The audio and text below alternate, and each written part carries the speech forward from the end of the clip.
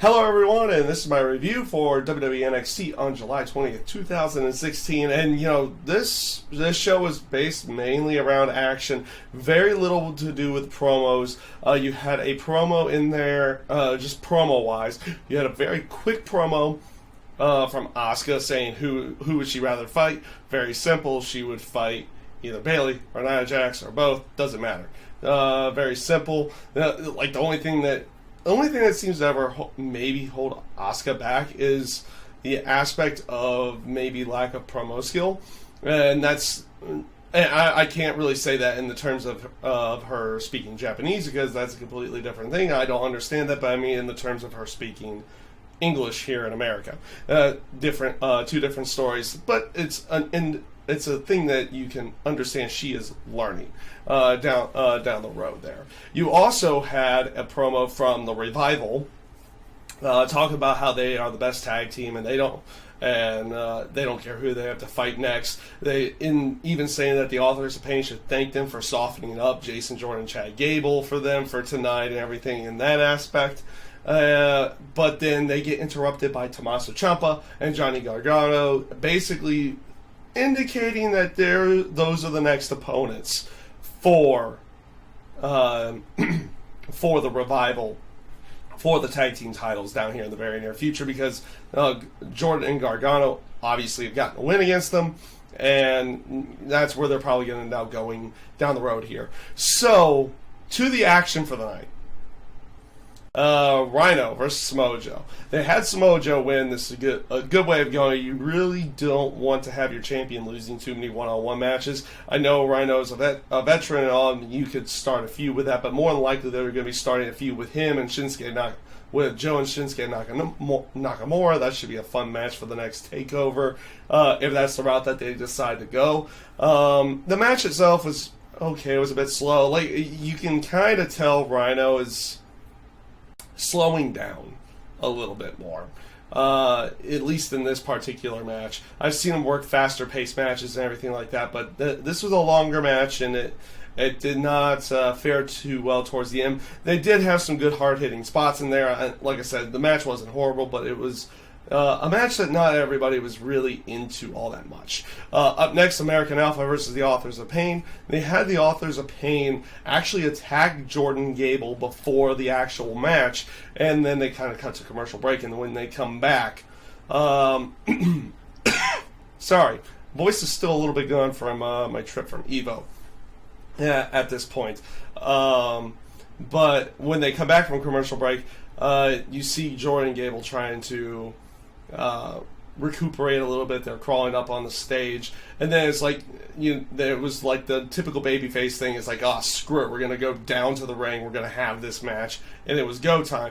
This was a fun tag team match from both of these guys. Like, you got to see some good strength spots from not only the Authors of Pain, but from Jordan and Gable too. Like, they did some hard hitting aspects to this match, and I thought it came off really, really good. A couple really good suplexes from Jordan and Gable to the Authors of Pain. I thought it came off as a really good match here, and of course having the Authors of Pain come out with a victory was a good way of going, especially with the aspect that this was right after the draft, and everybody knows that American Alpha is going over to SmackDown at this point in time. So again, a good way of going with the match. You feel like the Authors of Pain did need this win, and they decided to give it to them.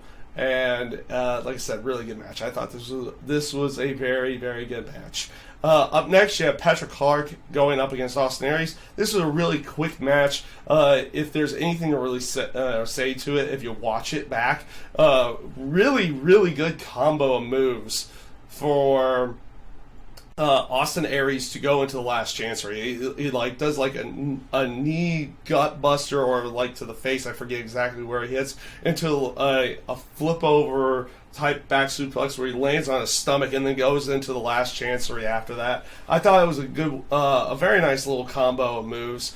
But otherwise, really quick match, nothing to say about it, outside of the factor of No Way Jose coming down there and attacking Austin Aries and basically trying to get one back on him from when Aries had attacked him from from last month. And the one thing I really did like about this is it does show a different side of No Way Jose. Like, usually he's doing the dancing, everything like that. He gets a little bit serious during the matches. Like, he's never been serious outside of the match. He's always been serious inside the match, and this one showed a different side of him wanting to get revenge for what Austin Aries did to him weeks back. So a good way of going. I thought this was a good little aspect to continue on that feud there, and it came off relatively well. I'm looking at my notes to go along with this.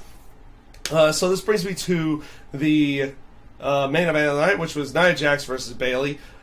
This was a different style match that you usually see from Bayley. Like, she was trying to be more aggressive throughout the entire match, still playing the underdog role in this one. You know, the bigger person versus the littler person in this case, and it just came off really well. Like, Bayley showed a different aggressive side that normally is reserved for other types of matches. Nia Jax looking strong throughout the entire thing. Like, whenever Bayley would start garnering a lot of offense, then all of a sudden Nia Jax would just swat her away or swat her down.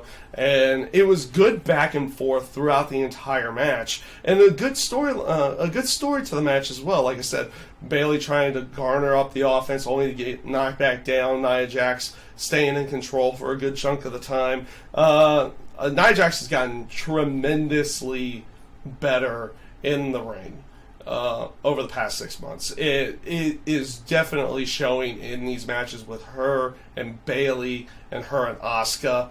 These are, like, she has gotten tremendously better in the ring, and this match was just the way of going. They had Bayley go over in this one, which works out perfectly for the story that they're trying to tell, with her trying to redeem herself and get back into her number one contendership for the women's title, and get that rematch that she never had against Asuka.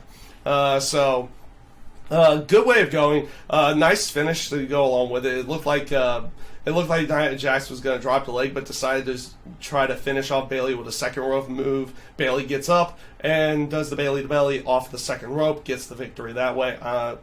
Good finish to a really good match. Very enjoyable. This NXT in general was more action based. The matches outside, like, the matches were relatively good outside of the aspect of, you know, how quick the Patrick Clark and Austin Aries match was, but then you had the storyline continuing from him and No Way Jose. You had the promo beforehand with Asuka saying, it's like, oh, I'll fight either one of these two women down the road, and they're just basically saying that she's gonna fight whoever, and then of course them starting off the Tommaso Ciampa and Revival feud. The Joe Rhino match was okay. It wasn't great by any stretch of the imagination. I thought the American Alpha and the Authors of Pain match was a really good match. Bayley and Nia Jax, really good match. Overall, pretty darn good show. Pretty darn good NXT this week. So, with that being said, that is my review for WWE NXT. I thank you guys for watching, and I hope you have a great day.